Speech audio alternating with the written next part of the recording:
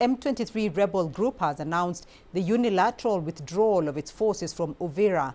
A week ago, M23 took control of Uvira, a strategic commercial hub on Lake Tanganyika near the Burundi border. In a statement released on Monday, Corneille Nangaa, the leader of the Congo River Alliance, a political military coalition allied with the M23, described the withdrawal as a confidence-building measure to support the Doha Peace Process and work towards a lasting solution to the conflict in the eastern DRC. The statement warned that previous peace gestures had been exploited by the Congolese army and allied militias to reclaim territory and target civilians. Since March this year, several rounds of negotiations between the M23 and the Congolese government have been held under Qatari mediation. But fighting has continued, with both sides trading blame for violating a ceasefire.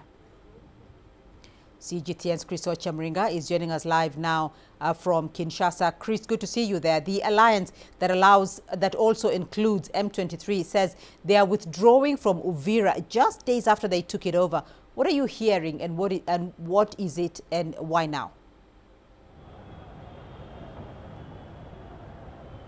Well, Beatrice, this announcement has come as a surprise to many people in Congo. I've spoken to a number of security officials, and they're all saying that this is a direct result of the international pressure by the United States and the United Nations Security Council and other countries that have been calling on M23 rebels in Rwanda to cease hostilities and go back to the negotiating table to end this conflict. Some of these security officials are saying that the kind of tone that the M23 rebel had when they captured the city of Uvira last week was very defiant. They were saying that they are there to stay, they have liberated the city, and they also said that the Washington Accords signed on December 4th in the Washington, D.C. did not concern them.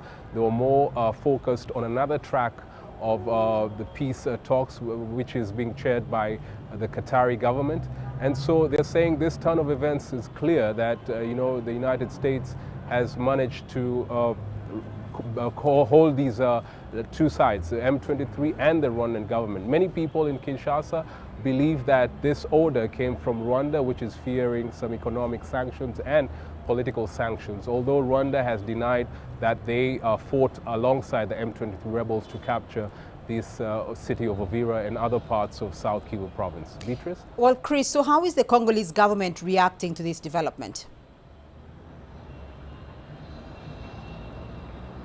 Well, there's no official reaction from Kinshasa authorities yet, but this is certainly very good news for them because recently President Felix Tshisekedi held a meeting with his ministers and security chiefs, and he was talking about how security is his top priority issue.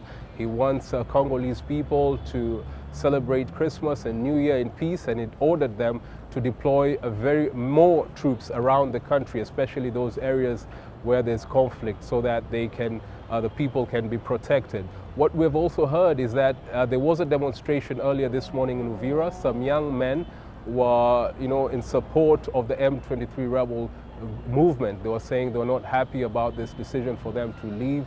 So there are some people in that area who are backing this rebel movement. And that is why the rebel group has said that they want a neutral force to be established there when they leave the area. They haven't given a time frame on when they will leave, but it's expected to happen in the coming days. And Chris, how much can you tell us about other parts that have seen escalation in fighting lately in the east? Well, we've heard of sporadic fighting in other parts of South Kivu province, a territory known as Fizi, which is a few kilometers from Uvira. That is where many Congolese troops and the Wazalendo allies ran as the M23 captured that area. We've heard of fighting in an area known as Makobola, a village known as Makobola. Some of the Wazalendo fighters are trying to push back the M23 rebels who got into that area on last Saturday.